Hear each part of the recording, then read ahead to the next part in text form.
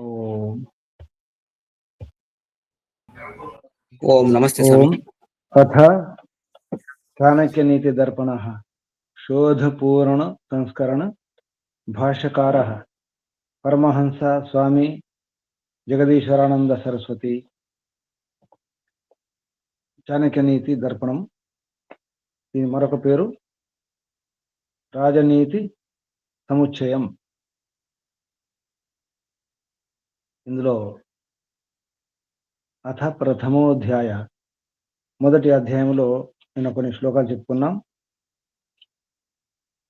ఏం చెప్పుకున్నాం చెప్పండి ఎవరైనా? నిన్న ఏం చెప్పుకున్నాం? 5 శ్లోకాల వరకు చెప్పండి ఎవరైనా. నిన్న విన్న వాళ్ళు ఉపదేశం ఎవరికి ఇవ్వకూడదు?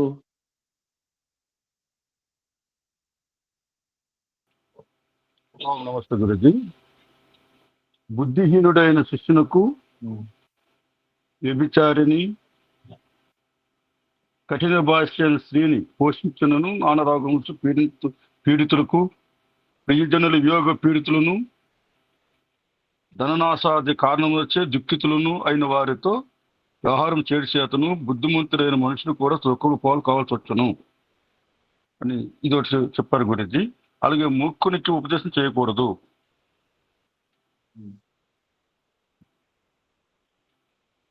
మూర్ఖునికి ఉపదేశం చేస్తే ఏమవుతుంది? విరోధం పెరగవచ్చు, వ్యవహారం చెడిపోతుంది. మూర్ఖుని యొక్క లక్షణాల్లో ఒక లక్షణం చెప్పండి. ఎవరు మూర్ఖుడు అంటారు? ఎవరి మాట వినాడు అటువంటి వాడు. గర్వం స్వామి, దురభిమానం. ఎవరి మాట వినాడు అటువంటి వారు ఉంటారు. అటువంటి మూర్ఖుడు. ఎవరి మాట వినడం ఉండదు.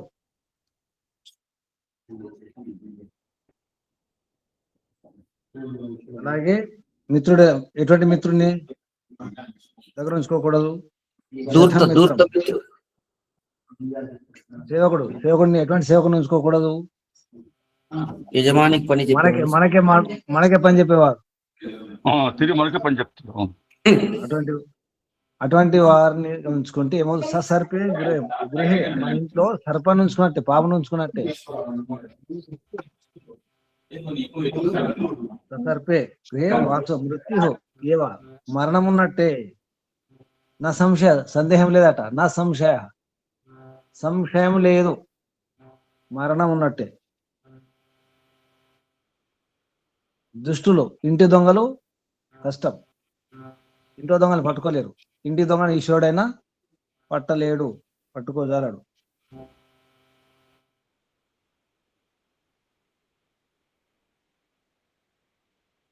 ధనం గొప్పదా? మహిళలు గొప్పవారా? ఎవరు గొప్ప? ఒకవైపు ధనం, మరొకవైపు మహిళలు. ఎవరిని రక్షించుకోవాలి? ఇటువైపు ధనం, కోట ధనం వస్తుంది. అటువైపు మహిళలు, అమ్మ కావచ్చు, భార్య కావచ్చు, చెల్లి. మహిళలు అమ్మ కావచ్చు, భార్య కావచ్చు, చెల్లి, అక్క, కోడలు, కూతురు, తల్లి, అమ్మమ్మ, నాన్న, వీళ్ళందరూ కూడా. ఒకవైపు ధనము, మరొకవైపు తల్లులు. ఎవరిని రక్షించుకుంటారు? మీకు ధనం కావాలా, తల్లులు కావాలా? ఎవరు కావాలి చెప్పండి, మాట్లాడండి. తల్లులే కావాలి. తల్లుల గురించి ఎంతమంది తల్లులను కాపాడుకుంటున్నారు ధనం వదిలేసి? మాకు ధనం వద్దు, అమెరికా వద్దు, ఆ ఉద్యోగం వద్దు, మా అమ్మే కావాలి, అమ్మ సేవ కావాలి, అమ్మ రక్షించుకోవాలని వారు ఎంతమంది కూతుళ్ళు ఉన్నారు, ఎంతమంది కొడుకులు ఉన్నారు? పుత్రులు పుత్రికలు అమెరికా వదిలిపెట్టి వస్తున్నారా? తల్లుల కొరకు వస్తున్నారా? నమస్తే గురూజీ. మా అబ్బాయి వచ్చిండు గురూజీ. మీ అబ్బాయి మినహాయింపు, ఎక్సెప్షన్. మీ అబ్బాయి విషయం అది మినహాయింపు ఉంది దానికి.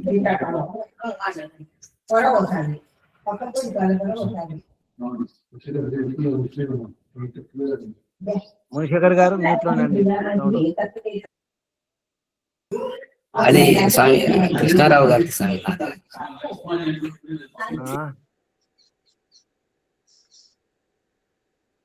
ఇక్కడ ఏమంటారంటే ఈ ఈ శ్లోకం విదురనీతిలో కూడా వచ్చింది. అదే శ్లోకం సుమారుగా 6వ శ్లోకం. చాణక్య నీతి దర్పణం అంటే రాజనీతి సముచ్చయమైన ఈ శాస్త్రంలో, ఈ నీతి శాస్త్రంలో 6వ శ్లోకం విదురనీతిలో వచ్చిన శ్లోకమే. పుస్తకం ఉందా?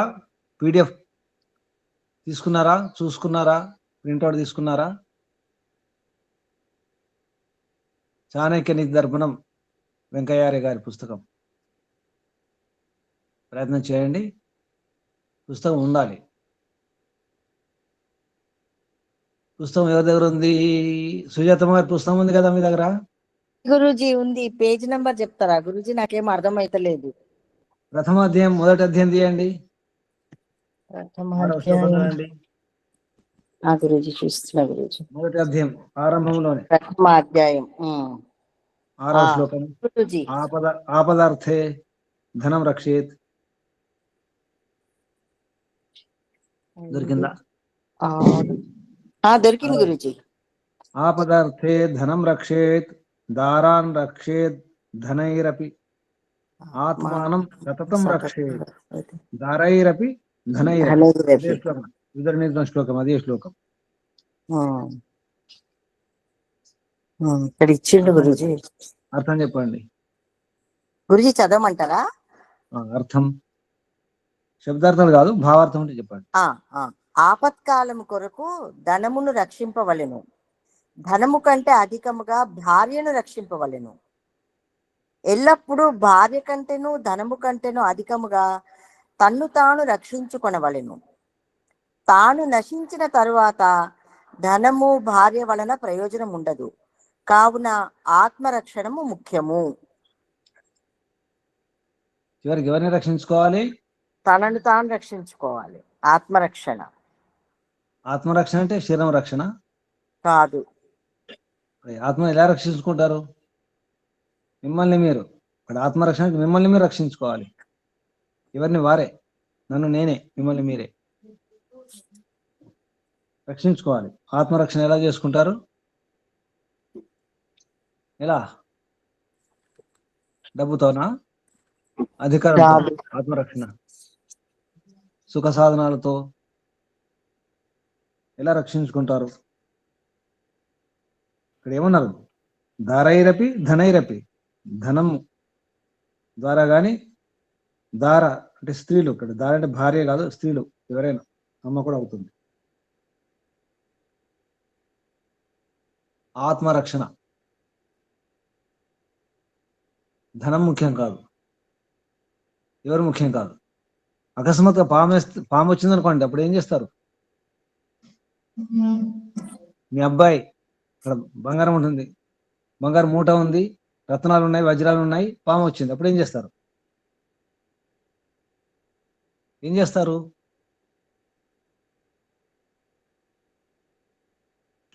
మనం పాము కాటు గురి కాకుండా మనల్ని మనం రక్షించుకుంటాం గురుజీ. పారిపోతారా? లేకపోతే నా ధనము, నా బంగారము, నా పిల్ల అని చెప్పి ఎక్కడ ఉంటారా? ఆత్మరక్షణ కోసం ముందు వెంటనే గంతేస్తాం, మనం ఎగురుతాం కదా, దూరం జరుగుతాం కదా. తర్వాత గుర్తుకొస్తుంది నా బంగారు మూట, నా బంగారు కొండ, నా బిడ్డ, ఇవన్నీ కదా. అంటే ఏం జరుగుతుంది లోపల? ఆత్మరక్షణ ఉంటుంది. కాబట్టి ధనం కంటే అన్నిటికంటే ముఖ్యంగా ఆత్మానం సతతం రక్షేత్. ఆత్మను, తనను తాను సతతం ఎల్లప్పుడూ రక్షించుకోవాలి. ధరైరపి ధనైరపి.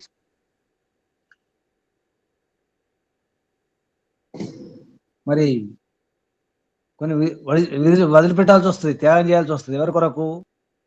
ఆత్మ సుఖం కాదు, మన సుఖం కంటే కుటుంబం సుఖం ముఖ్యం ఉంటుంది. తల్లిదండ్రులు ఏం చేస్తారు?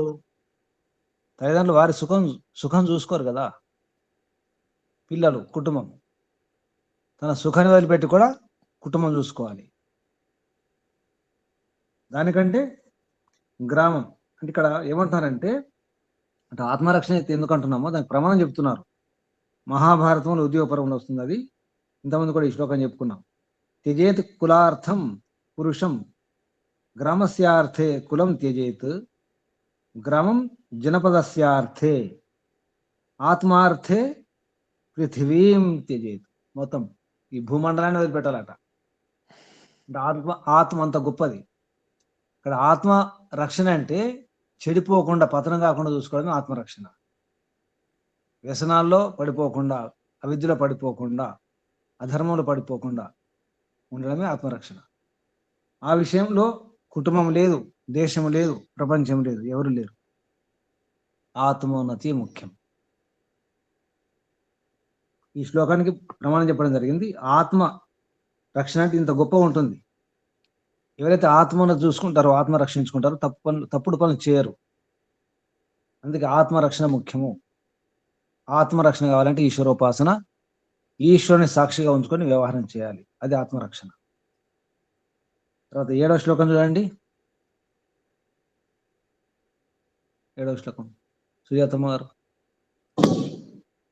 ఆపదర్థే ధనం రక్షేత్ శ్రీమతాం కుత ఆపదః కదాచిచ్చలతే లక్ష్మీః సంచితోపి వినశ్యతి.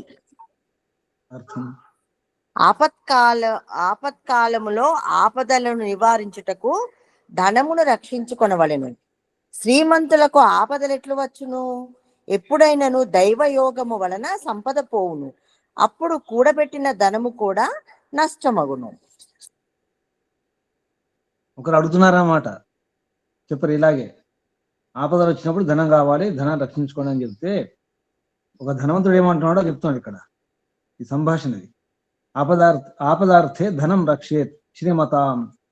ఆ శ్రీమంతుడు ఏమంటున్నాడు, మాకెందుకు వస్తాయి, మాకు డబ్బు ఉంది కదా, మాకు అన్ని ఉన్నాయి కదా, మాకు ఆపదలు ఎందుకు వస్తాయి? కోటాను కోట్ల ఆస్తులు ఉన్నాయి, భూములు ఉన్నాయి, అన్ని ఉన్నాయి కదా, మాకు అటువంటి పరిస్థితే రాదు. కొందరు అంటుంటారు పిల్లలు, మాకెందుకు అటువంటి పరిస్థితి, మాకెందుకు వస్తుంది? మా అమ్మ నాన్నలు ఉన్నారు, డబ్బు ఉంది, అన్నీ ఉన్నాయి. మనకు కూడా ఏమనిపిస్తుంది ఒక్కోసారి,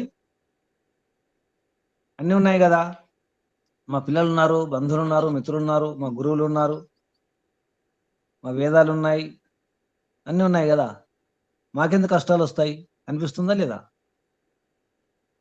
అనిపిస్తుందా?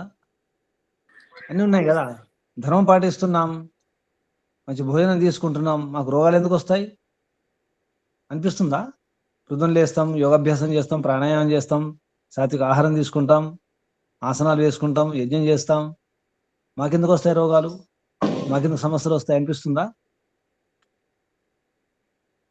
అనిపిస్తుందా లేదా? అనిపిస్తుంది గురుజీ, అనిపిస్తుంది గురుజీ. మాకెందుకు వస్తాయి చెప్పండి. రావని అనిపిస్తుంది. మేము తప్పు చేయట్లేదు కదా, పాపం చేయట్లేదు కదా, పుణ్యం చేసుకుంటున్నాం కదా, మమ్మల్ని ఎందుకు కొడతారు, మాకెందుకు అన్యాయం చేస్తారు, మమ్మల్ని ఎవరు మోసం చేస్తారు? మేము వేదాలు అధ్యయనం చేస్తున్నాం, ఇంత తెలుసుకుంటున్నాం, మమ్మల్ని ఎవరు మోసగించలేరు అనిపిస్తుందా? మేము బాగానే ఉన్నాం కదా, మేము ధార్మికులం కదా కదా అనిపిస్తుందా? అదే తప్పు. మనం ఎంత ధార్మికులమైనా, పుణ్యకర్మలు చేసినప్పటికి కూడా మోసం చేసేవారు ఉంటారు. ఇంత ధనం ఉన్నా, ఇంత బుద్ధి ఉన్నా, విద్య ఉన్నా, ఒక సమయం వస్తుంది ఏది పనిచేయదు, బుద్ధి పనిచేయదు, విద్య పనిచేయదు, ధనం పనిచేయదు, అన్ని పోతాయి, మర్చిపోతాం కూడా. గొప్ప గొప్ప విద్వాంసులు చివరి దశలో మర్చిపోయిన వారు ఉన్నారు. ఏది గుర్తుకు రాదు. కోమలకు వెళ్ళిపోతే ఏం గుర్తుకొస్తుంది? కోమలు ఎందుకు ఒక్కోసారి మనకే. సరిగ్గా నిద్ర లేకపోతే చూసుకోండి, కష్టాల్లో, బాధల్లో, సమస్యలు ఉన్నప్పుడు చూసుకోండి, ఏది గుర్తుకు రాదు. నాకే బుద్ధి ఉంది, నేను మేధావిని అని విర్రవీగితే, లేదా నేను బలవంతుణ్ణి అని అనుకుంటే, నేను అధికారిని, నా పదవి, నేను సీఎంను, నేను పిఎం అని అనుకుంటే కుదరదు, ఏది ఉండదు, అన్నీ పోతాయి. అదే చెప్తున్నాను ఇక్కడ. కదాచిత్ చలతే లక్ష్మి, ఎప్పుడైనా చలతే, చలించిపోతుంది, ఉండి. అసలు లక్ష్మి అంటేనే చెంచల, లక్ష్మి చెంచల కదా, ఉండదు అది. కాబట్టి రక్షించుకునే ప్రయత్నం చేయాలి. మనల్ని కాపాడే ధనం, శాశ్వత ధనం ఏది? ఈ ధనము కాదు, ఈ లక్ష్మి కాదు, ఏ ధనం? ఆ ధనం కొరకు ప్రయత్నం చేయాలి. జ్ఞానధనం, విద్యాధనం. భగవంతుని ఈశ్వరోపాసన పరమైశ్వర్యం, అది పరమైశ్వర్యం, ఈశ్వరోపాసన. అటువంటప్పుడు బాగా గుర్తుంచుకోవాలి. చాణక్యుడు ఆరంభంలో ఈ శ్లోకాలు ఎందుకు పెట్టినారంటే ఇది అవసరం. ధనం రక్షించుకోవాల్సిందే, తల్లులను రక్షించుకోవాలి, కానీ ముఖ్యంగా ఆత్మను రక్షించుకోవాలి. అనుకోకండి ఇవన్నీ ఉన్నాయి, ఏది అవసరం లేదు అనుకోకండి. చివరికి ఒక్కోసారి అనిపిస్తుంది, కొందరు చూస్తుంటాం, వీరు ఈ రాజు యొక్క వంశం వారు కొందరు ఉన్నారు, ఇప్పుడు భిక్షాటన చేస్తున్నారు. రాజవంశీకులు కొందరు భిక్షాటన చేస్తారు, కొందరు వ్యాపారాలు చేస్తున్నారు, కూలి పని చేస్తున్నారు, వారి వంశం వాళ్ళు. హైదరాబాద్లో నిజాం రాజు ఉంటాడు, మన చివరికి వాళ్ళ మనవాడు, ఏం పేరు, ముఖరంజయ్ పేరు వచ్చింది కదమ్మా, సుజాతమ్మ గారు. అప్పుల పాలయ్యాడు, వెళ్ళిపోయాడు, ఏం లేకుండా అయిపోయాడు. ఏదో దేశం కుక్క చావ చేసిపోయాడు. ముఖరంజయ్ అనుకుంటా, నిజాం రాజు మనవాడు.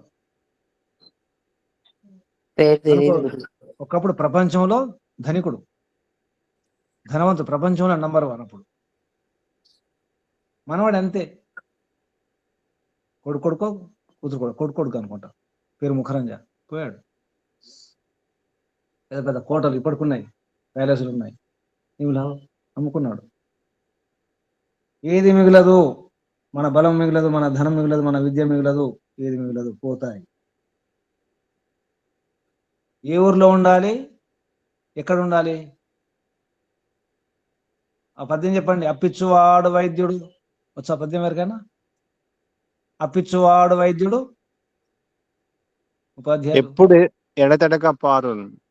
అప్పిచ్చువాడు వైద్యుడు ఎప్పుడు ఎడ తెగక పారు ఏరొంద్విజుడు. చెప్పుడక ఉన్నట్టు ఊరు చొరకం. ఏ ఊరిలో తప్పించేవాడు అంటే ధనవంతుడు, సమయం వచ్చినప్పుడు డబ్బిచ్చేవాడు ఉండాలి, ఆదుకునేవాడు. అప్పిచ్చువాడు వైద్యుడు కూడా ఉండాలి, మంచి వైద్యుడు ఆ ఊర్లో. అప్పిచ్చువాడు వైద్యుడు ఎప్పుడు ఎడతెగపారు, ఏరు అంటే ఎప్పుడు నీళ్లు ఉండాలి, అటువంటి ఊర్లో ఉండాలి. అదే కాకుండా ద్విజుడు కూడా ఉండాలి. ద్విజుడు అంటే పండితుడు, విద్వాంసుడు, తెలిసినవాడు, వివేకవంతుడు ఉండాలి, అటువంటి ఊర్లో ఉండాలి. ఇవి లేని ఊర్లో అసలు ఊరికి వెళ్ళొద్దట, ప్రవేశించొద్దట. చుప్పడక ఉన్నట్టు చొరకం సుమతి, చొరకం అంటే ప్రవేశించకూడదు, ఆ ఊరికి వెళ్ళకూడదు. ద్విజుడు ఉన్నాడా మీ ఊర్లో? ద్విజుడు ఉన్నాడా? అప్పిచ్చేవాడు ఉన్నాడా? సమయం వచ్చినప్పుడు ఆదుకునేవాడు. ఇంకా వైద్యుడు ఇప్పుడు అప్పులు ఇస్తాను బ్యాంకు. అమ్మా బ్యాంకు కాదు, వైద్యుడు కావాలి. వైద్యులు చాలా మంది ఊళ్ళల్లో కూడా వైద్యులు ఉంటున్నారుగా. మంచి వైద్యుడమ్మా, అప్పిచ్చేవాడు వైద్యుడు. ఎప్పుడు నీళ్లు బాగున్నాయా ఊర్లో? నీళ్ళు ఎప్పుడు పారవలే గురూజీ, చెరువులు పంపులు నీళ్ళు ఏదో వస్తుంటాయి ఇప్పుడు. అయితే ఉండొచ్చు, ఆ ఊర్లో ఉండొచ్చు. అదే విషయంలో ఇక్కడ శ్లోకం చెప్తున్నారు చాణక్యుడు, చూడండి 8వ శ్లోకం. సుజాతమ్మ గారు మీరే. యస్మిన్ దేశే నా సమ్మానో నా వృత్తిర్న చ బాంధవా నచ విద్యాగమా కశ్చిత్ తం దేశం పరివర్జయేత్. ఈ 2 శ్లోకం, తర్వాత శ్లోకం 2 కలిపితే ఇది అర్థం వస్తుంది. చూడండి, చెప్పండి. 8వ శ్లోకం.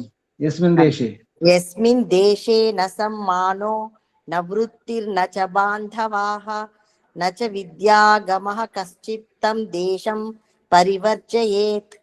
ఏ ప్రదేశములో ఆదరాభిమానములుండవో, జీవనము జరుగదో, బంధుబాంధవులుండరో, ఏదైనా విద్యాప్రాప్తి కలుగదో అట్టి ప్రదేశమును విడిచిపెట్టవలెను. అట్టి ప్రదేశంలో ఉండరాదు, ఉండకూడదు. పరివర్జ పూర్తి, పరి అంటే పూర్తి వదిలిపెట్టేసి. ఎటువంటి ఊరు అది, ఎటువంటి ప్రదేశం? ఆదరాభిమానములు ఉండని దగ్గర, జీవనము జరగని దగ్గర, బంధు బాంధవులు లేని దగ్గర, విద్యాప్రాప్తి కలగని దగ్గర అట్టి ప్రదేశమును విడిచిపెట్టవలెను. ఎక్కడైతే మనం బ్రతకడం కష్టం అవుతుందో అక్కడ, అంటే వృత్తి అన్నారు దాన్ని. వృత్తిర్న బాంధవ నచ విద్య ఆగమ కష్టిత్ తమ్ దేశం, అటువంటి దాన్ని వదిలిపెట్టేసేయాలి. అక్కరకు రాని చుట్టము, అక్కరకు రాని చుట్టము, మురొక్కిన వరమేని వేల్పు, మరవీడు మురొక్కిన వరమేని వేల్పు, మోహరమున తానెక్కిన పారని గుర్రం, గ్రక్కున విడవంగా వలయు మహిళ స్మృతి. పద్యాలు బాగా వస్తున్నాయి అందరికి. అక్కరకు రాని చుట్టము, గుర్తొస్తుంది. అక్కరకు రాని చుట్టము, మురొక్కిన వరమేని వేల్పు, దేవుడైనా పర్వాలేదు. ఏమంటున్నారమ్మా సుజాతమ్మ గారు? గురుజీ ఏమంటున్నారు? అనలేదు గురుజీ, నిర్మలాదేవి గారు అన్నారు. పద్యం అమ్మగారు పద్యాలు బాగానే వస్తాయి అన్నమాట. అయితే మీరు అక్కరకు చదువుతుంటే రాని చుట్టాన్ని, గుర్తొస్తున్నాయి చిన్నప్పుడు పద్యాలు, మీరు చదువుతుంటే కొంచెం గుర్తొస్తున్నాయి మాకు. అక్కరకు రాని చుట్టము, మురొక్కిన వరమిని వేల్పు, దేవుడైనా పర్వాలేదు విడిచిపెట్టండి. స్వామియే శరణమయ్యప్ప, లాభం లేదా విడిచిపెట్టేసేయండి. అంతే కదా.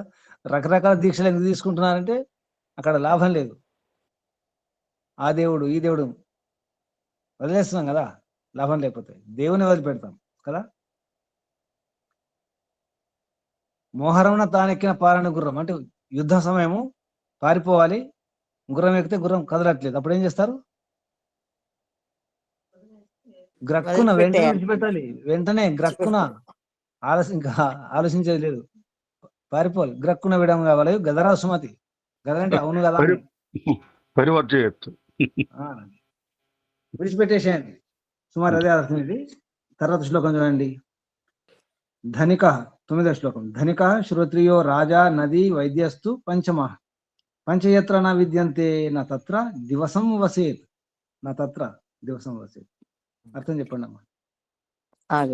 ధనవంతుడు, వేదజ్ఞుడైన బ్రాహ్మణుడు, ధార్మికుడు, న్యాయశీలుడు అయిన రాజు, వ్యవసాయమునకు ఉపయోగించు నదియు, 5వ వాడైన వైద్యుడును, ఇట్టి 5 లేని చోట ఒక్క రోజైనను ఉండరాదు. అదే అప్పిచ్చువాడు వైద్యుడు. ఇక్కడ శ్రోత్రియ అంటే వేదజ్ఞుడు అనమాట. వేదం అధ్యయనం చేసిన వాడు ఉండాలి, శ్రోత్రియుడు ఉండాలి, మంచి రాజు ఉండాలి, ధార్మికుడైన రాజు ఉండాలి, న్యాయశీలుడైన రాజు ఉండాలి, నది ఉండాలి, వైద్యుడికి ఉండాలి. పంచయత్న విద్య అంతే. ఎక్కడైతే ఈ 5 ఉండవో నా తత్ర దివసం ఒక్క రోజు కూడా ఉండకూడదు, ఒక్క రోజు కూడా దివసం నా వసేత్, ఒక్క రోజు అక్కడ ఉండకూడదు, వెళ్ళిపోవాలి. అదే ఇక్కడ ఇచ్చింది కదా గురుజీ, రుణం ఇవ్వడానికి ధనికుడు ఉండాలి, జ్ఞానాన్ని ఇవ్వడానికి బ్రాహ్మణుడు ఉండాలి, న్యాయశీలుడైన రాజు, వ్యవసాయానికి ఉపయోగించడానికి నది అని ఇచ్చారు కదా గురుజీ. వైద్యుడు రోగికి వృత్తి కోసము ఉండాలి అని.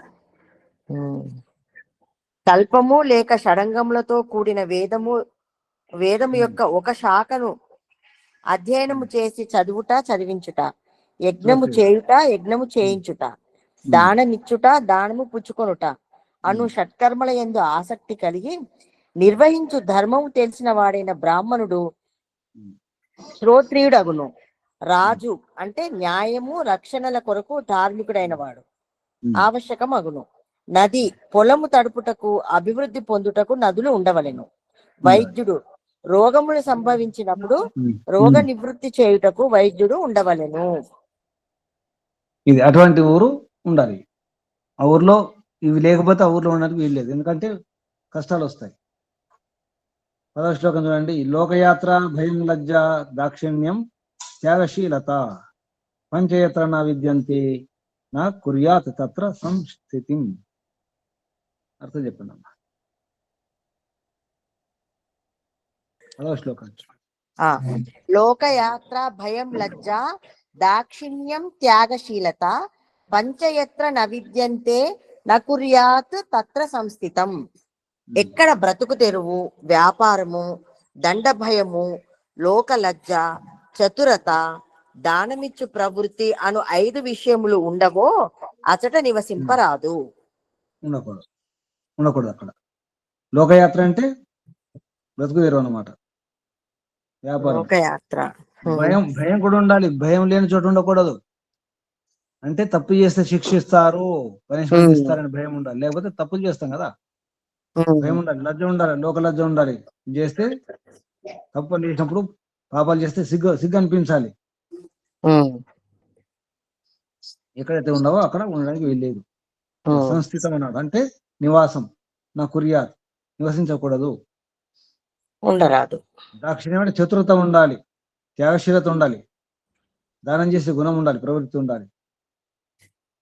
అటువంటి గుణాలు, అటువంటి వ్యవహారం లేని చోట ఉండకూడదు. 11వ శ్లోకం చూడండి.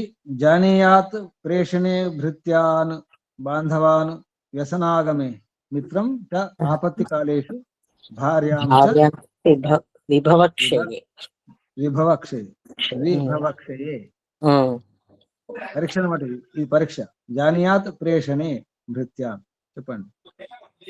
పనుల నిర్వహణను బట్టి నౌకరుల శక్తి తెలుసుకొనవలెను. దుఃఖములు సంప్రాప్తమైనప్పుడు బంధుబాంధవులు ఎంత ఉపయోగపడుతురో గుర్తించవచ్చును. కష్టకాలంలో సాయపడుటను బట్టి మిత్రుని స్థితి తెలియను.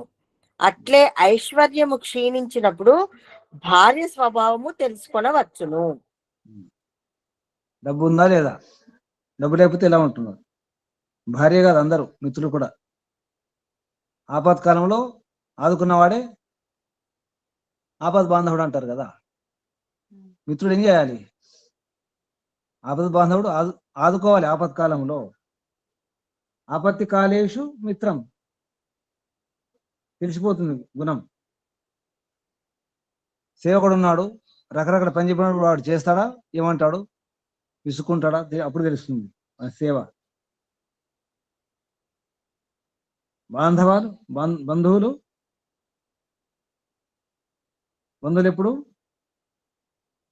ఎప్పుడు బంధువులు దుఃఖాలు, వ్యసనం అని ఇక్కడ దుఃఖాలు సంప్రాప్తమైనప్పుడు.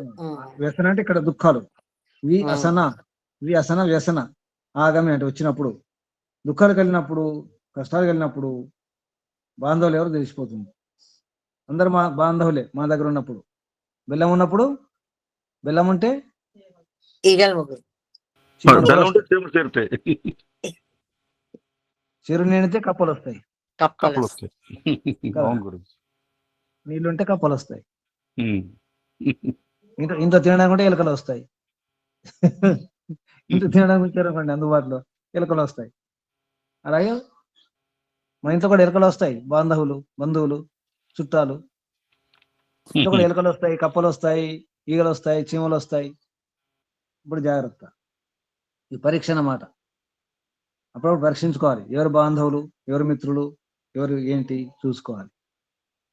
12వ శ్లోకం చెప్పండి, ఈరోజు చివరి శ్లోకం ఇది. ఆతురే వ్యసనే ప్రాప్తే దుర్భిక్షే శత్రు సంకటే రాజద్వారే శ్మశానే చ యః తిష్టతి స బాంధవ. ఇప్పుడు బాంధవులు ఎవరు చెప్తున్నారు ఇక్కడ, చెప్పండి. రోగము వచ్చినప్పుడు, దుఃఖము కలిగినప్పుడు, కరువు వచ్చినప్పుడు, శత్రువుల బాధ ఏర్పడినప్పుడు, రాజసభయందు శ్మశానమందు ఎవడు తనతో ఉండునో అతడే నిజమైన బంధువు. శ్మశానంలో ఎవరు ఉంటారు అంటే, శ్మశానంలో తీసుకొచ్చి మన శవాన్ని దహనం చేసేవాడు అనమాట. జన శ్మశానే ధనాని భూమౌ పశవశ్చ గోష్ఠే నారీ గృహద్వారి జన శ్మశానే దేహశ్చితాయాం పరలోక మార్గే కర్మానుగో గచ్చతి జీవ ఏకః. జీవుని వెంట వెళ్ళేది ఏంటి? కర్మ, మన ధర్మమే. అందరు ఎక్కడి వరకు వస్తారు?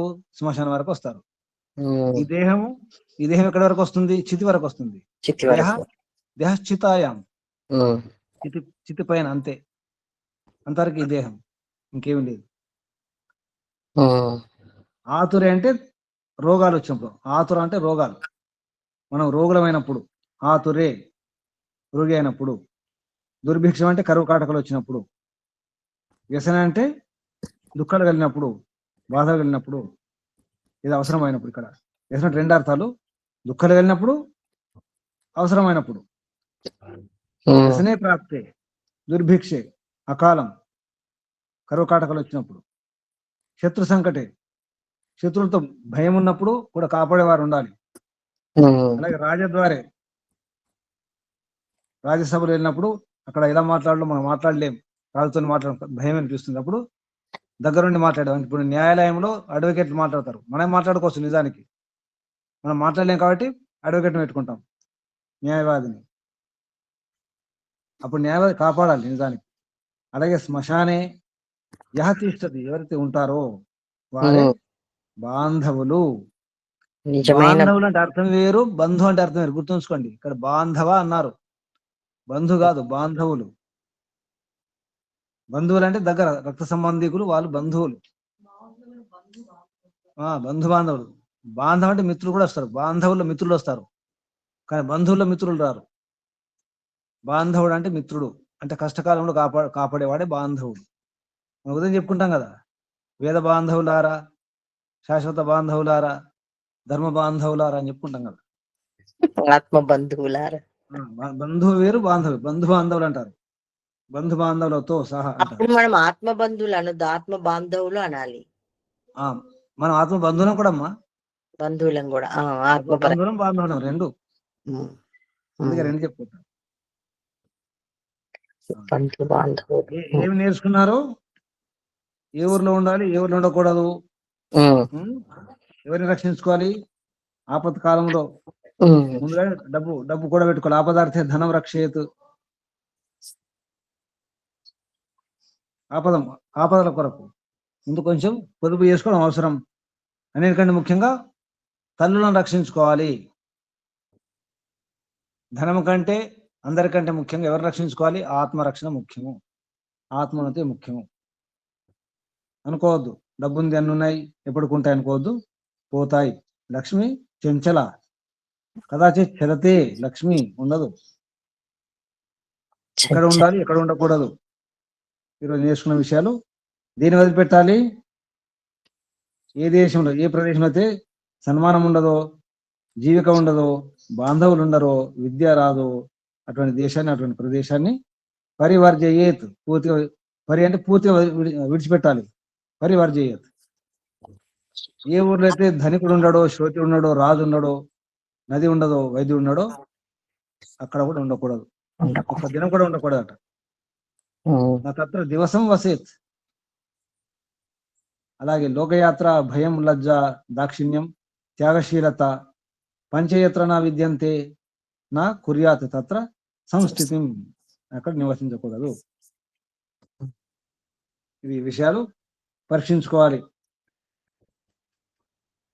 పరీక్ష కూడా చేసుకోవాలి. ఎవరు బాంధవులు, ఎవరు మిత్రులు, ఎవరు నా వారు, ఎవరు నా హితైషులు చూసుకోవాలి. చివరికి పరమిత పరమాత్మనే మా పరమహితైషి. అక్కడ మోసం లేదు. ఇక్కడ మర్చిపోవచ్చు ఎవరైనా, అసలు బాంధవులు, ఆప్త బంధువులు ఎవరు, ఆప్త బంధువు ఎవరు, పరమ ఆప్త బంధువు పరమాత్మ, పరమ ఆత్మ, పరమ ఆప్త, పరమ ఆప్తుడు పరమాత్ముడు, పరమాత్ముడు ముఖ్యం. ఇవన్నీ ఎందుకు చెప్తున్నారంటే వీళ్ళందరూ ఉండాలి, కానీ చివరి కాపాడేది ఎవరు, శాశ్వతంగా పరమాత్మయే. బంధువు, బాంధవుడు అన్ని, పరమైశ్వర్యం కూడా పరమాత్మయే. అన్ని ఐశ్వర్యాలు, ఎన్ని ఐశ్వర్యం ఉన్నప్పుడు కూడా పరమైశ్వర్యం ఉండాలి. పరమైశ్వర్యం అంటే మోక్షానందం, అసలైన ఐశ్వర్యం అది. అందుకే పరమాత్మను ఏమంటారు, పరమేశ్వరుడు అంటారు. ఏమంటారు, పరమేశ్వరుడు. మామూలు ఈశ్వరుడు కాదు, పరమేశ్వరుడు. పరమేశ్వరుడు అంటే ఇంకా మరొకరు లేరు, ఉండరు. ఈశ్వరులు ఉండవచ్చు, ధనం ఉన్నవారు, అధికారం ఉన్నవారు, ఈశ్వరులు అందరూ, ఎవరైనా ఈశ్వరుడు అనవచ్చు. కానీ పరమేశ్వరుడు, పరమాత్మ, పరబ్రహ్మ అంటే ఇంకా మరొకరు లేరు. ఆ స్థితి కొరకు ప్రయత్నం చేద్దాం. దాని కొరకే ఈ నీతి. నీతి అంటే నేను చెప్పినాను కదా, నీతి అంటే ఏంటి, నేత చేసేది నీతి, అంటే నడిపించే విధానమే నీతి. నీతిలో నీతి పాటించాలి, ఎందుకంటే అది చేర్పిస్తుంది, గమ్యాన్ని చేరుస్తుంది నీతి. పాటించినప్పుడే ప్రయత్నం చేద్దాం. పరమాత్మను అర్థం చేసుకోవడానికి ఈ నీతులు అవసరం ఉంటాయి.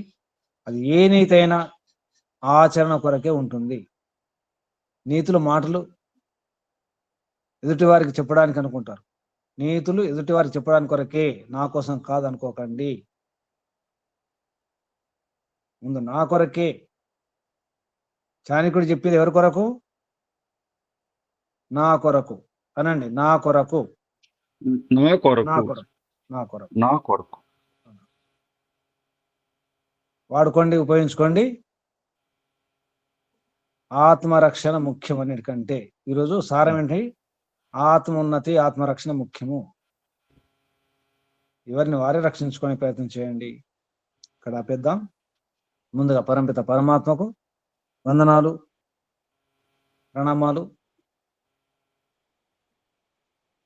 ఋషులకు, మహర్షులకు, మునులకు, యోగులకు, ఆ క్రమంలో చాణక్యునికి కూడా వందనాలు, ప్రణామాలు సమర్పిస్తూ చేద్దాం.